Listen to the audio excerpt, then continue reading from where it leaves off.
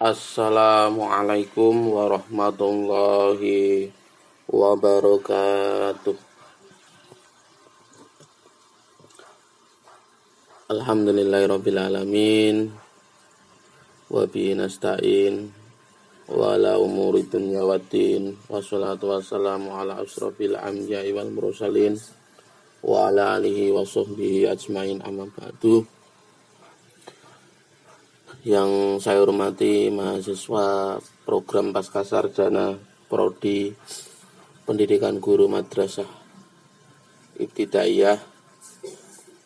Pada kesempatan siang ini atau sore ini, Pak Jalil ingin menyampaikan materi yang berkaitan tentang teori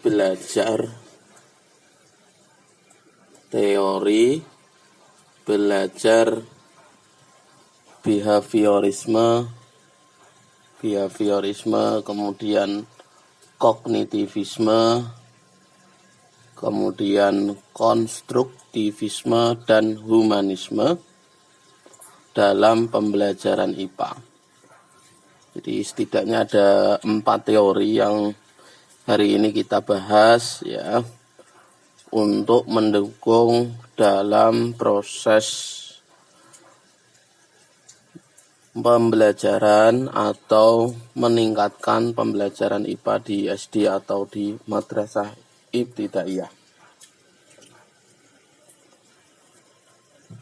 Proses pembelajaran IPA di SD atau MI itu sebenarnya tujuan akhirnya adalah menyentuh 3 ranah, yaitu ranah sikap,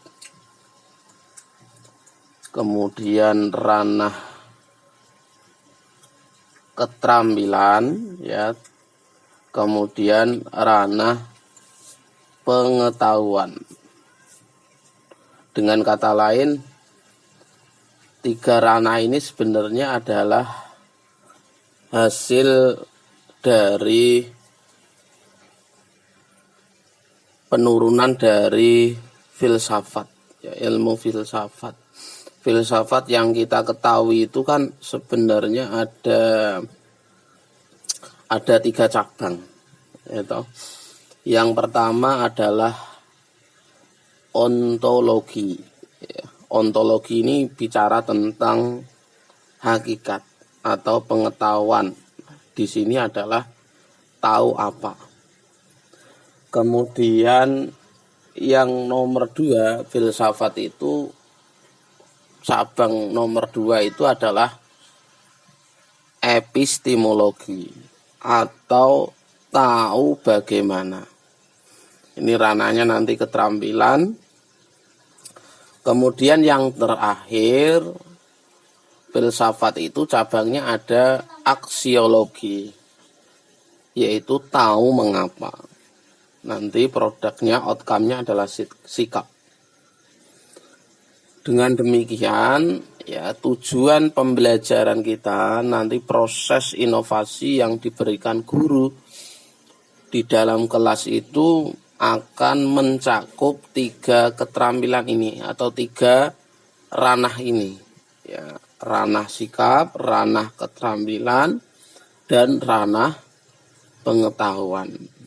Nah, karena ini adalah suatu proses atau ranah yang harus ditempuh dalam kurikulum yang dikehendaki oleh pemerintah, maka tidak mau pendekatan atau model yang dibuat oleh guru itu harus benar-benar by design. Ya, benar-benar harus didesain agar 3 ranah ini bisa tercapai dalam proses pembelajaran. Apalagi di sini tahu bagaimana keterampilan. Sisi keterampilan ini kan harus didesain bagaimana anak itu kan bisa terampil. Nah, karena anak terampil ini kan berarti nanti paling tidak anak itu juga harus melakukan sendiri supaya dia juga melatih hand on ya, melatih keterampilan dalam proses praktikum IPA terutama, ya. Kalau tahu apa, ini kan mungkin kalau hanya sekedar teori, misalkan dengan metode ceramah pun bisa. Tapi kalau tahu bagaimana ini kan mau tidak mau harus anak itu melakukan sendiri kegiatan pembelajaran. Ya. Dan ini sangat korelatif dengan ciri-ciri anak MI. Itu anak MI itu kalau saya baca di psikologi perkembangan itu cirinya adalah berpikir konkret, ya, berpikir konkret. Artinya anak itu bisa menangkap suatu ilmu atau pelajaran itu dengan dirangsang atau distimulus dengan sesuatu benda nyata. Itu karakteristik anak SD. Nanti kita kupas, ya. Lalu apa hubungannya filsafat tadi dengan 3 ranah ini? Ini sangat berkaitan nanti bahwa filsafat itu akan diturunkan, ya, adanya filsafat itu sebenarnya, apalagi kajian ontologi itu nanti bisa diturunkan menjadi berbagai macam teori baru. Nah, dari teori-teori itu nanti akan membentuk pengetahuan. Ya, dari pengetahuan itu akan muncullah keilmuan-keilmuan baru. Nah, mahasiswa yang budiman, hari ini kita akan memfokuskan bagaimana seorang pemikir dalam pendidikan itu mampu menelurkan teori-teori, ya, belajar yang sebenarnya itu berangkat dari filsafat. Apa saja tadi? Ada konstruktivisme, ada kognitivisme, kemudian ada humanisme, ya.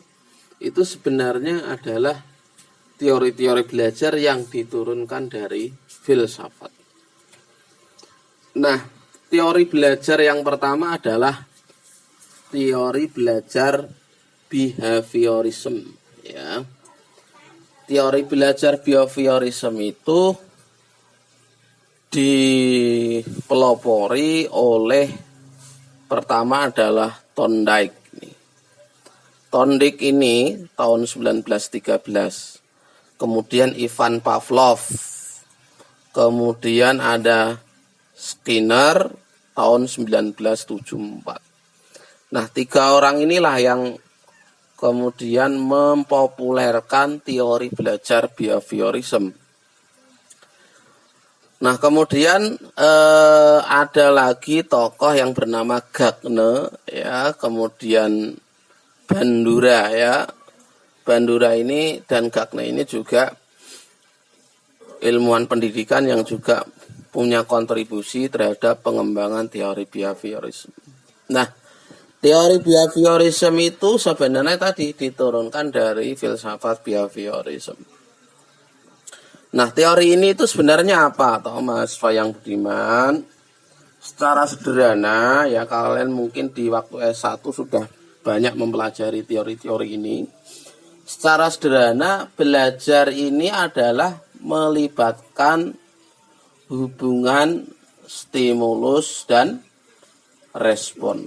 Ya, jadi dalam teori behaviorisme ini memang menganggap anak ini sebagai mekanistik, ya, artinya bisa dirangsang sesuai keinginan guru atau pendidik, ya.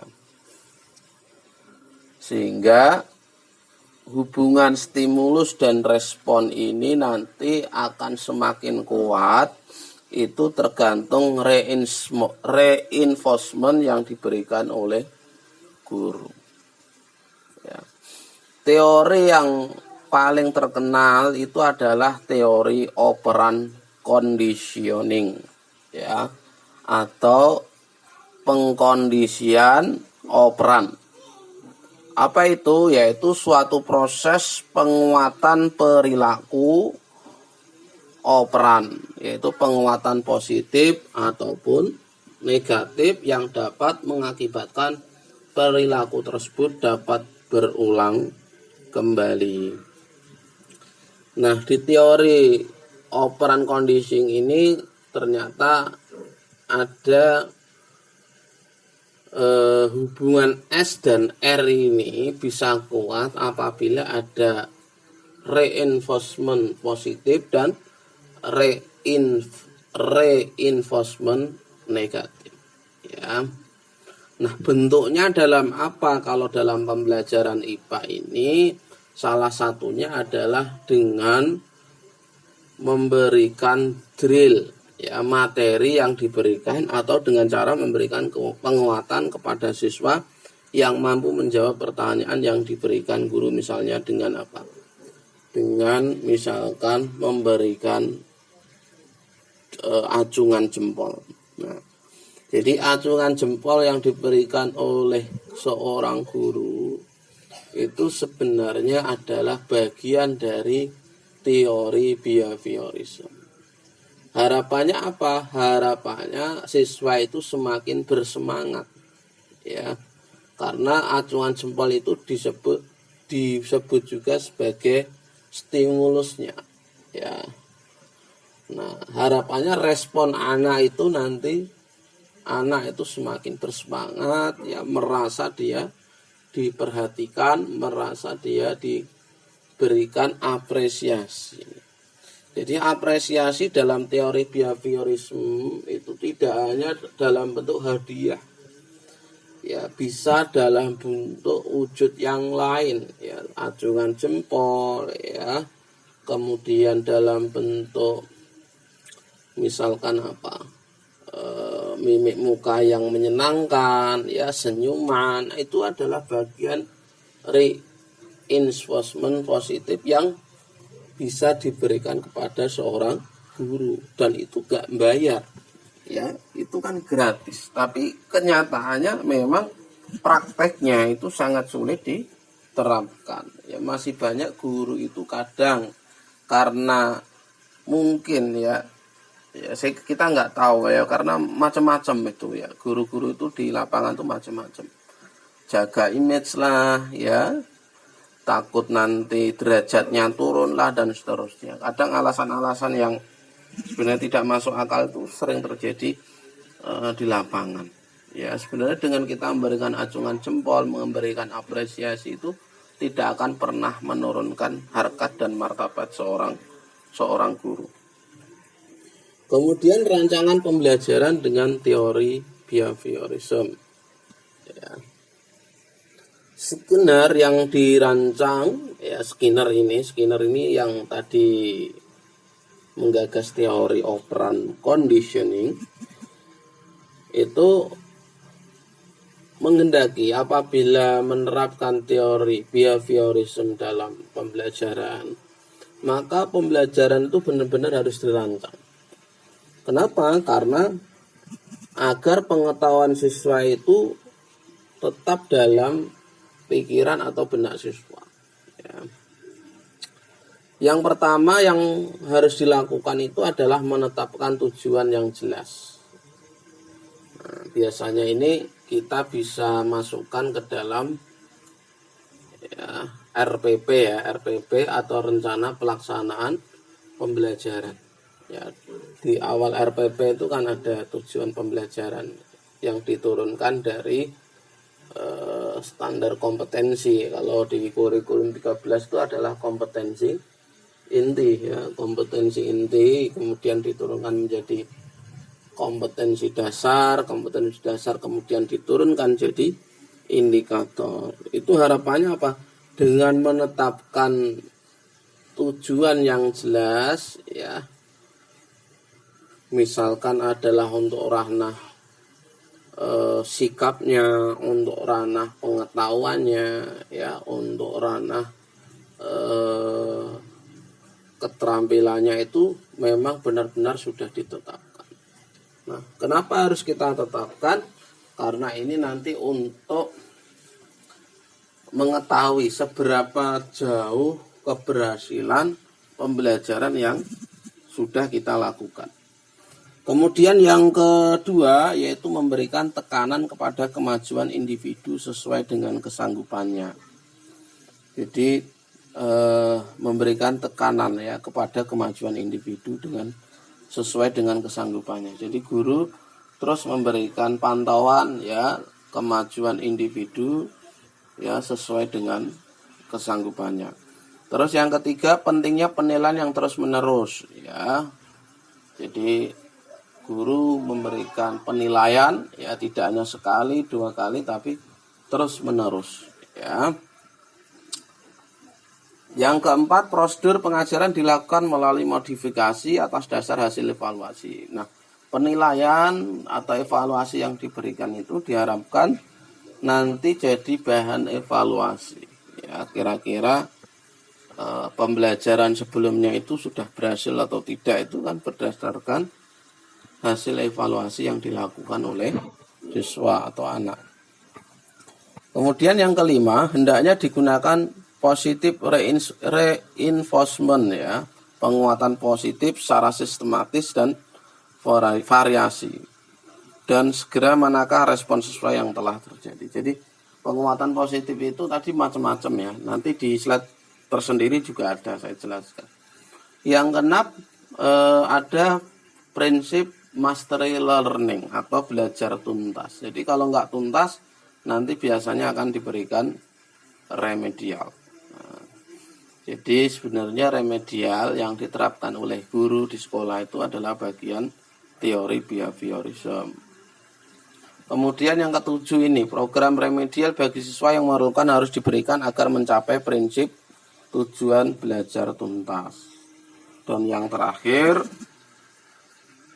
peran guru lebih diarahkan kepada peranannya sebagai arsitek dan pembentuk tingkah laku siswa. Nah, ini aplikasi filsafat ya atau teori behaviorisme dalam pembelajaran IPA ini.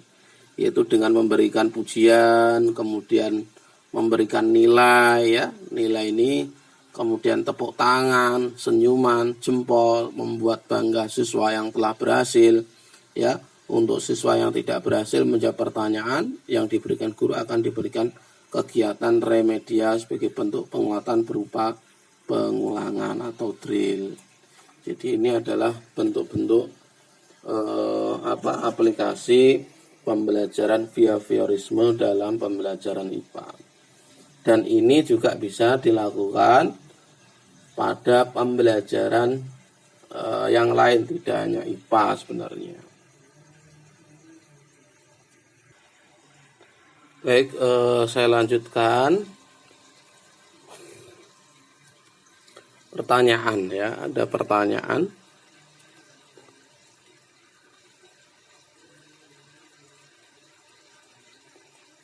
Jadi kalau tadi ada reinforcement positif ya atau penguatan positif. Lalu apa contoh reinforcement negatif? Jadi tadi di teori behavioristik tadi hubungan S dan R itu kan semakin kuat apabila ada reinforcement positif maupun negatif dalam pembelajaran IPA. Nah, contoh yang negatif apa? Kalau yang tadi yang kita bahas itu banyak yang positif ya, seperti memberikan acungan ya, kemudian memberikan senyuman. Ada enggak bentuk dari penguatan negatif itu? Nah, jawabannya adalah contoh-contoh reinforcement negatif dalam pembelajaran IPA. Contohnya ini mahasiswa. Yang pertama adalah menunda atau tidak memberikan penghargaan. Jadi ketika anak misalkan tidak mengerjakan tugas IPA, ya, guru lantas tidak memberikan penghargaan apapun, ya, itu adalah bagian dari reinforcement negatif.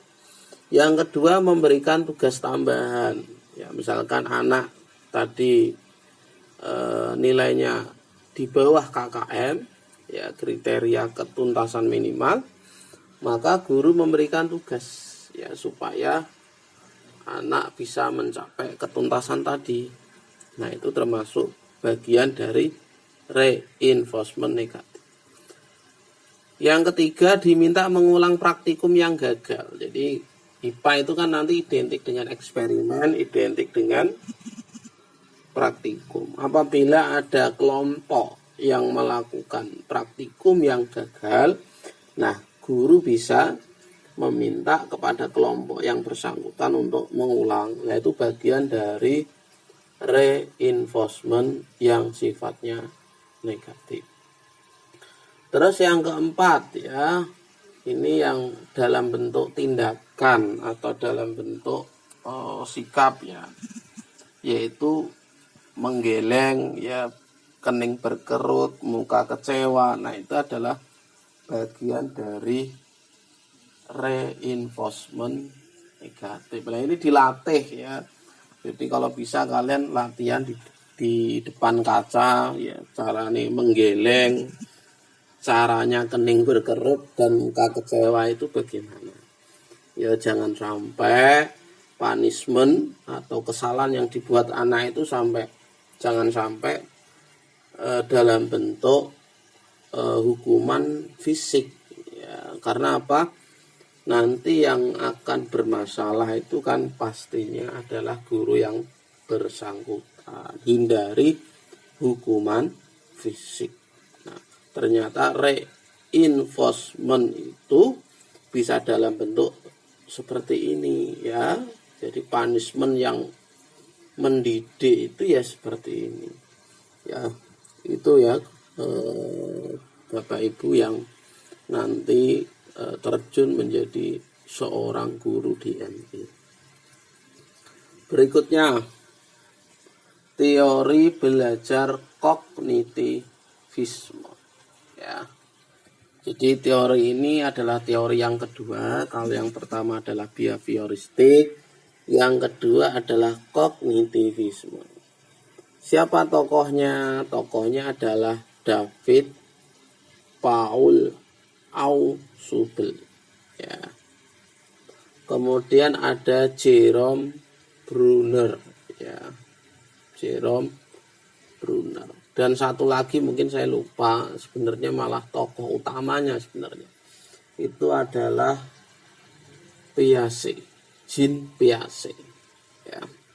Apa itu teori kognitivisme? Coba kita lihat. Yang pertama, definisi kognitif berasal dari kata cognition yang mempunyai persamaan dengan knowing yang berarti mengetahui.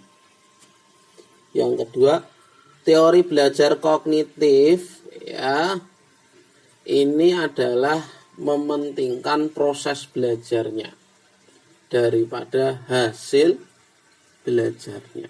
Kalau tadi behavioristik kan lebih ke memberikan stimulus ya, memberikan rangsangan ya, supaya anak itu memberikan respon. Nah, kalau yang kognitif itu tidak, jadi lebih ditekankan pada proses belajarnya daripada hasil belajarnya. Maka tidak ada S dan R di sini. Ya. Belajar tidak sekedar melibatkan stimulus dan respon, tetapi juga melibatkan proses berpikir yang sangat kompleks. Jadi, namanya belajar itu melibatkan ini saya garis bawahi ya, berpikir yang sangat kompleks. Ya. Terus yang berikutnya, teori belajar kognitivisme ini dibangun dalam diri seseorang melalui interaksi yang berkesinambungan dengan lingkungan. Jadi ada faktor lingkungan di sini. Yang pertama adalah berpikir kompleks, yang kedua adanya interaksi dengan lingkungan. Ya. Terus tokoh-tokohnya siapa? Yaitu ada Jean Piaget, ada Brunner, ada Ausubel, ya, ada Gagner. Itu adalah contoh-contoh tokoh-tokoh yang berperan dalam pengembangan teori kognitivisme. Tahapan belajar menurut Piaget. Ini karena ini adalah tokoh utamanya, saya buat sampel saja karena tidak semua saya bahas satu persatu dari masing-masing gagasan para tokoh teori kognitivisme. Cuma yang paling berpengaruh dari teori ini adalah teorinya Piaget sebenarnya. Apa tahapan belajar menurut Piaget itu, Bapak Ibu? Ini yang pertama ada tahap sensori motor. Ini 0 sampai 2 tahun. Kemudian praoperasional itu 2 sampai 7 tahun. Kemudian yang ketiga operasional konkret 7 sampai 12 tahun. Kemudian yang keempat operasional formal 12 sampai 12 tahun ke atas, 12 tahun ke atas. Nah, ini kenapa yang saya kasih warna ini merah ini hanya nomor 3.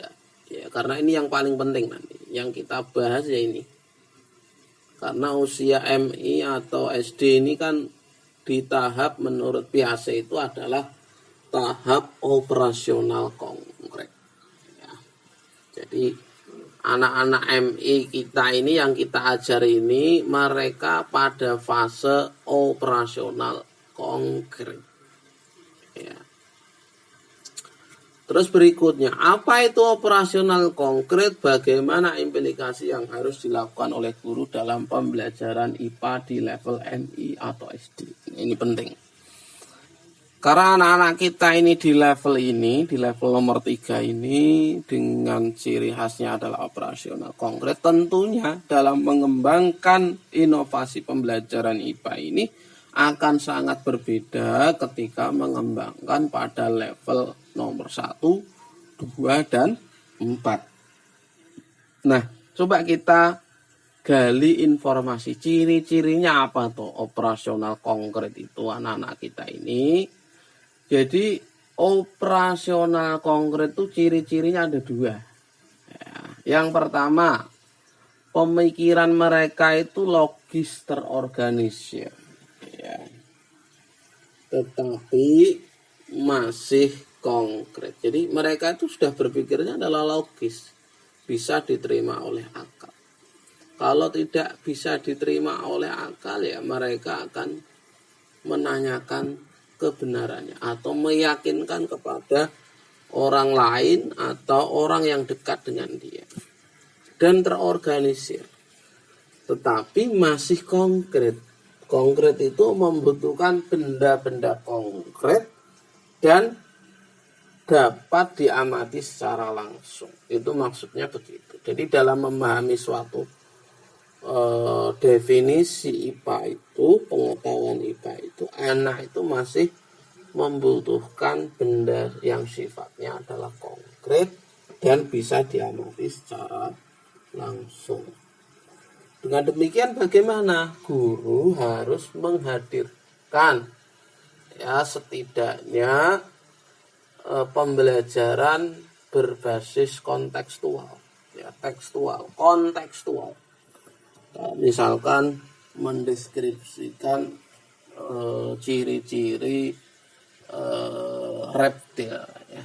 Jadi kalau hanya sekedar membaca buku mungkin akan kesulitan. Tetapi kalau anak diminta untuk membawa misalkan kata ya kok kata reptil itu kadal, misal kadal ya, itu akan gampang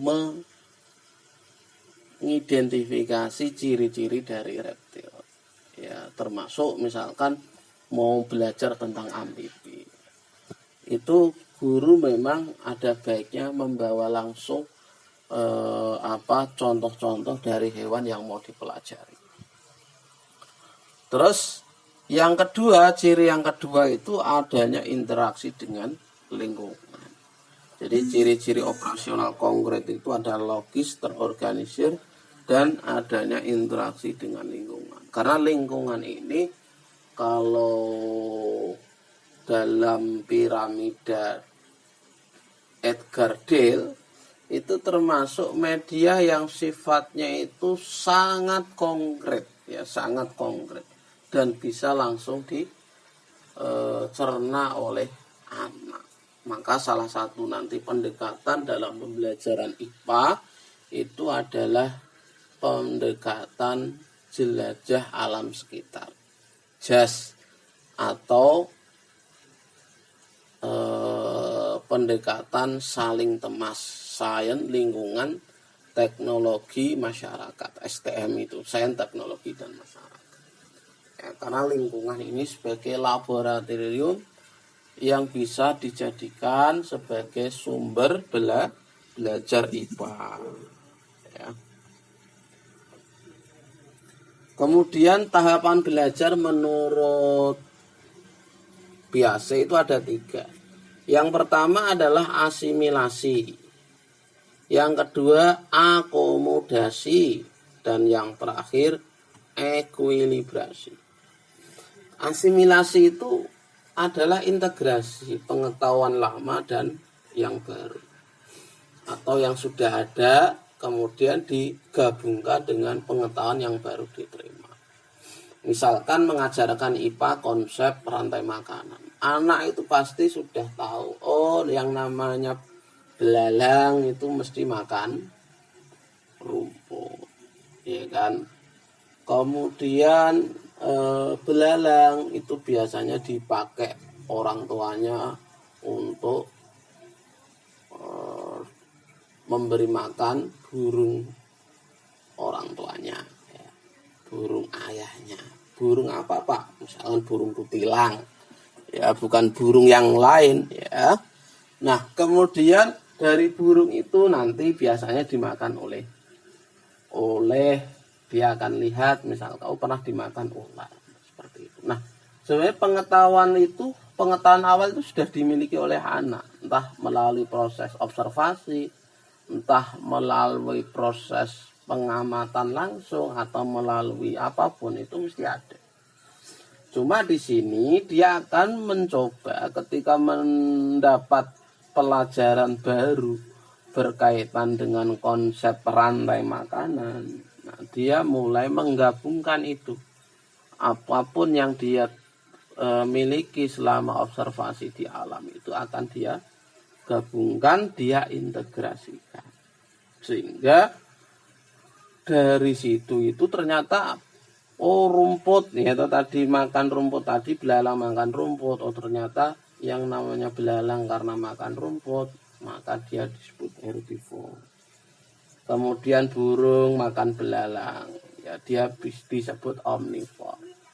Kenapa omnivore? Ya karena burung ada yang makan dedaunan, biji-bijian, kadang juga makan daging-dagingan. Maka makan segalanya omnivore. Kemudian burung dimakan ular, berarti ular di sini berkedudukan sebagai karnivor. Nah, dari pengetahuan awal itu kemudian guru menjelaskan berkaitan konsep rantai makan. Dia menggabungkan itu dari konsep-konsep yang sifatnya lepas, kemudian dia dari situ ternyata muncullah konsep yang namanya rantai makanan. Ya.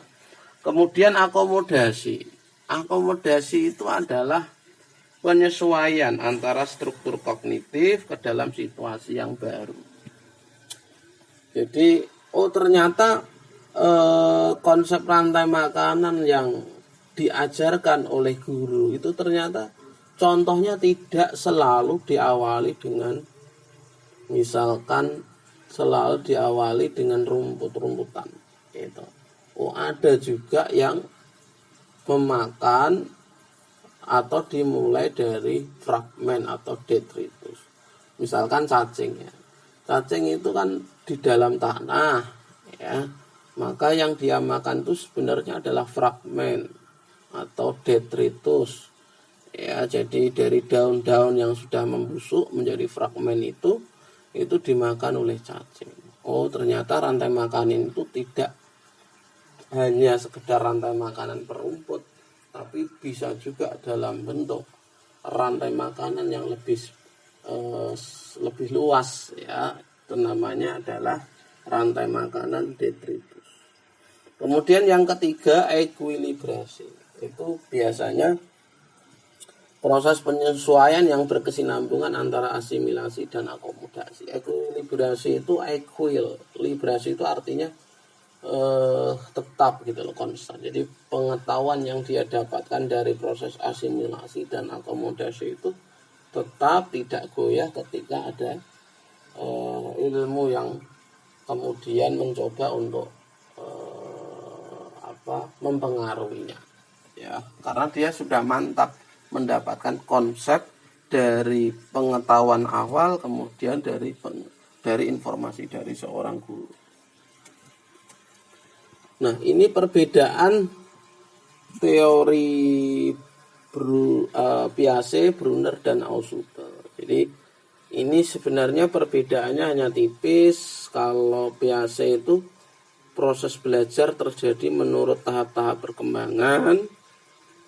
Kalau Brunner itu tidak hanya umur ya. Kalau tadi kan Piaget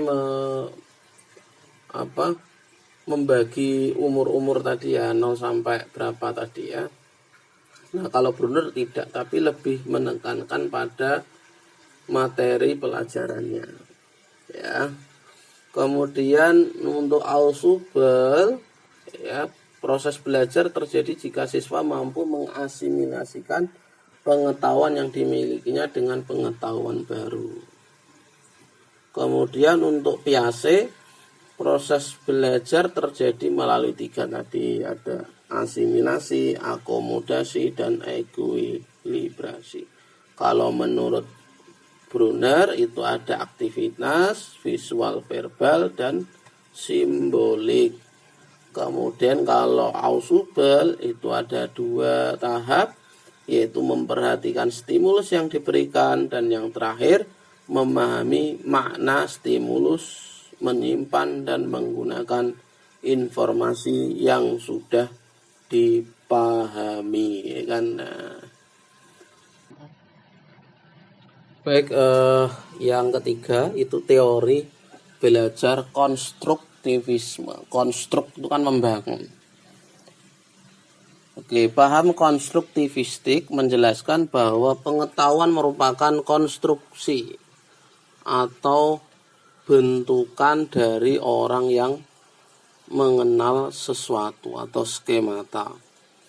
Pengetahuan tidak bias ditransfer dari guru kepada orang lain karena setiap orang mempunyai skema sendiri tentang apa yang diketahui. Kusairi tahun 2000. Menurut filsafat konstruktivisme juga menjelaskan bahwa pengetahuan itu adalah bentukan atau konstruksi siswa sendiri yang sedang belajar. Pengetahuan seorang tentang kucing adalah bentukan siswa sendiri yang terjadi karena siswa mengolah, mencerna, dan akhirnya merumuskan pengertian tentang kucing. Itu Paul 1995. Dengan kata lain, teori belajar konstruktivisme ini juga pengembangan dari teori belajar kognitivisme. Karena tokohnya kan juga masih sama, Piaget. Kemudian ada Lev Vygotsky tahun 1896 sampai 1934. Nah, konstruktivisme ini adalah menggabungkan atau mengkonstruksi ya pengetahuan itu. Nah, nanti dalam IPA itu bagaimana mengkonstruksi pengetahuan, nanti akan dikembangkanlah pendekatan yang namanya pendekatan saintifik itu nanti. Nah, pendekatan saintifik itu juga sebenarnya berawal dari paham ini konstruktivis dan kognitivisme itu. Nah, pandangan konstruktivisme tentang belajar IPA ini ada 3. Ada perubahan konsepsi, ada aktivitas konsepsi, dan konteks. Ya. Kemudian yang perubahan konsepsi ini ada 1, yaitu pengetahuan awal. Jadi anak punya pengetahuan awal, struktur awal tadi. Kemudian nanti juga berkaitan dengan makna dari pembelajaran. Kemudian aktivitas konsepsi itu nanti ada prakonsepsi, ya, kemudian ada pengalaman nyata, experience, kemudian social interaction dan sense making. Sense making itu semacam kepekaan rasa, terutama ini nanti terhadap lingkungan, ya. Karena ini ada pengalaman nyata, ada social interaction, nanti yang dikembangkan itu adalah IPA nanti juga bisa mengembangkan pembelajaran problem based learning, pembelajaran berbasis masalah, yang masalah itu berangkat dari sosial lingkungan yang ada di sekitar sekolah atau sekitar masyarakat. Kemudian konteks. Konteks ini bicara berkaitan dengan ketidakpuasan gagasan yang dimiliki. Kemudian dari ketidakpuasan itulah nanti akan muncullah sikap rasa ingin tahu. Nah, sikap rasa ingin tahu anak itu nanti bisa dijadikan sebagai acuan dalam mengembangkan pendekatan saintifik dalam IPA itu.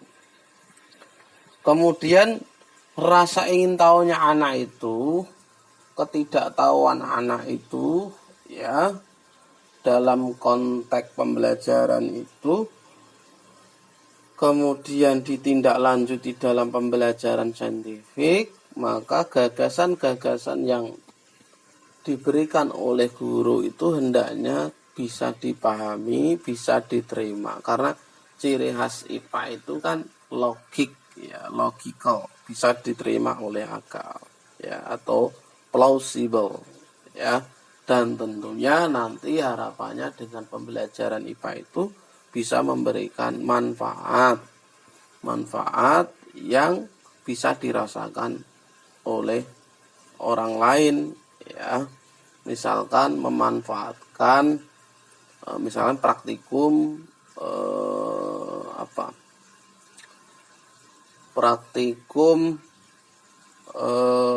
cek golongan darah. Nah, itu kan nanti dia tahu, manfaatnya, saya mengetahui golongan darah abu, golongan darah A, golongan darah AB, kemudian golongan darah B, ya kan. Ternyata yang sebagai golongan darah universal itu O, misalkan, yang bisa menjadi resipien misalkan AB dan seterusnya. Langkah-langkah pembelajaran, ya, dalam kurikulum 2013, ya, yang sebenarnya berangkat dari teori belajar konstruktivisme itu, membangun puzzle pengetahuan sendiri melalui proses pengamatan, menanya, ya, menalar, kemudian mencoba, serta nanti membentuk jejaring networking, ya. Nah, ini contoh-contoh pembelajaran IPA ini. Ini saya ambil dari Rizwah Yuningsih 2019, yaitu misalkan anak melakukan sendiri, ya, mengkonstruksi pengetahuan. Misalkan dia membandingkan, ya, pertumbuhan dan perkembangan tumbuhan, ya, di masing-masing polybag yang sudah disediakan. Misalkan ini nomor 5, ya, misalkan ini ditaruh di tempat gelap, ini tempat ditaruh yang terang, ya, dan seterusnya. Ini nanti kan anak mengkonstruksi sendiri pengetahuan yang didapat. Misalkan praktikum tanaman dikotil dan monokotil, ya, ini juga nanti dari data-data faktual yang dibawa oleh anak juga bisa bandingin, kalau dikotil ini misalnya bercabang, kalau monokotil tidak bercabang, misalkan. Dari kotyledonya itu bisa dibandingkan secara langsung, bisa dilihat secara langsung. Nah, inilah pembelajaran seperti ini yang diharapkan dalam konstruktivisme itu dan kognitivisme tadi. Karena anak-anak usia SD atau MI tadi, dia ciri-cirinya adalah operasional konkret. Kemudian memasukkan ikan dan daging ayam ke dalam larutan formalin. Ya, dia ingin uji sebenarnya formalin itu sehat atau tidak. Ya, kenapa kok bisa awet ikan yang dimasukkan ke dalam formalin. Nah, kemudian kira-kira kalau masuk dalam tubuh nanti dampaknya seperti apa. Kemudian dari situ kan dia bisa menalar, dia bisa menghubung-hubungkan kasus-kasus yang ada di sekitarnya. Kemudian yang terakhir itu teori belajar humanisme dalam IPA. Nah, teori belajar humanisme ini memang lebih ke arah filsafat ya. Menurut teori humanistik, proses belajar harus dimulai dan ditujukan untuk kepentingan memanusiakan manusia itu sendiri. Terus yang berikutnya, teori belajar ini itu lebih banyak berbicara tentang konsep-konsep pendidikan, untuk membentuk manusia yang dicita-citakan, ya. Serta tentang proses belajar dalam bentuk yang paling ideal, ya.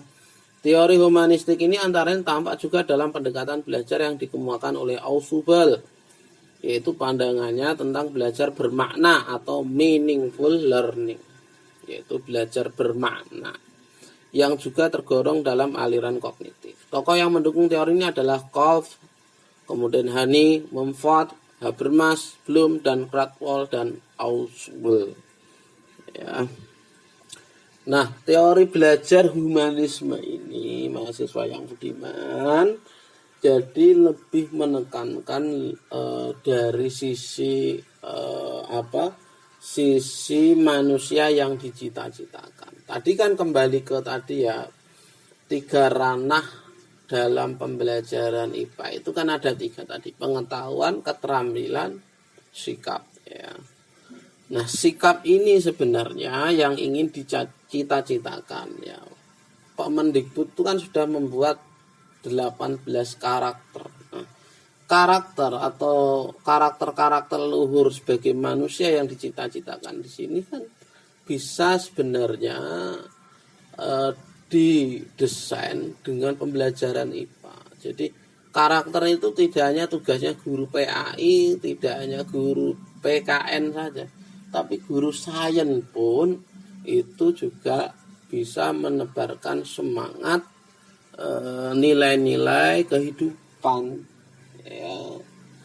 Apalagi Allah itu kan menciptakan bumi ya dan langit, siang dan malam itu kan sebagai pelajaran bagi orang-orang yang berpikir. Inna fi khalqis samawati wal ardh wa ikhtilafil laili wan nahari la ayatil ulil albab. Nah, misalkan kita mengajarkan tentang serangga pada anak ya toh. Nah, ternyata misalkan semut ya. Semut di dalam Al-Qur'an ada surat tersendiri namanya surat An-Naml ya. Ternyata banyak pelajaran yang bisa diambil dari semut ini. Kita sisipkan di sana. Ternyata semut yang tubuhnya kecil ini mampu membawa makanan yang ukurannya melebihi dari tubuhnya, yaitu dengan kerjasama. Sehingga nilai kerjasama yang dicontohkan oleh semut ini dapat, misalkan ya, serangga kecil ini dapat membawa benda yang besarnya melebihi ukuran tubuhnya. Ini mengajarkan kalau sesuatu yang berat kemudian dipukul bersama-sama akan terasa ringan. Ini kan filsafat, humanisme, kerjasama. Dan nilai-nilai kerjasama sekarang itu kan sudah mulai hilang ya. Terus yang kedua, contoh misalkan mengajarkan tentang tumbuhan meranggas ya. Pohon jati ini mengajarkan anak SD atau ini bahwa untuk dapat bertahan hidup maka membutuhkan nilai-nilai pengorbanan. Daun akan meranggas ketika musim kemarau karena cekaman kekeringan, padahal daun adalah aktor utama dalam proses fotosintesis ya. Jadi nilai pengorbanan yang dilakukan oleh pohon jati, terutama pada organ daunnya, dia rela meranggas, ini adalah bentuk dari pelajaran yang bisa kita sampaikan kepada anak. Inilah teori belajar humanisme. Dalam tahapan pembelajaran dalam humanisme ini seperti biasanya, ini ada 1 sampai 10. Yang pertama menentukan tujuan-tujuan pembelajaran, menentukan materi pembelajaran, kemudian mengidentifikasi kemampuan awal. Yang keempat mengidentifikasi topik-topik pelajaran, merancang fasilitas belajar. Yang keenam membimbing siswa belajar secara aktif. Yang tujuh membimbing siswa untuk memahami hakikat makna. Lah ini hakikat dan makna dari pengalaman belajar ini poin penting dari belajar teori humanisme itu. Kemudian nomor 8 itu membimbing siswa membuat konseptualisasi pengalaman belajarnya. Yang ke-9 membimbing siswa dalam mengaplikasikan konsep-konsep baru ke situasi nyata. Yang ke-10 mengevaluasi proses dan hasil belajar. Ini sumber belajarnya, saya kira itu yang bisa saya sampaikan. Terima kasih. Kalau ada salah datangnya dari Pak Jalil pribadi, kalau ada benar itu semata-mata datangnya dari Allah. Wallahul muwaffiq ila aqwamit thoriq. Assalamualaikum warahmatullahi wabarakatuh.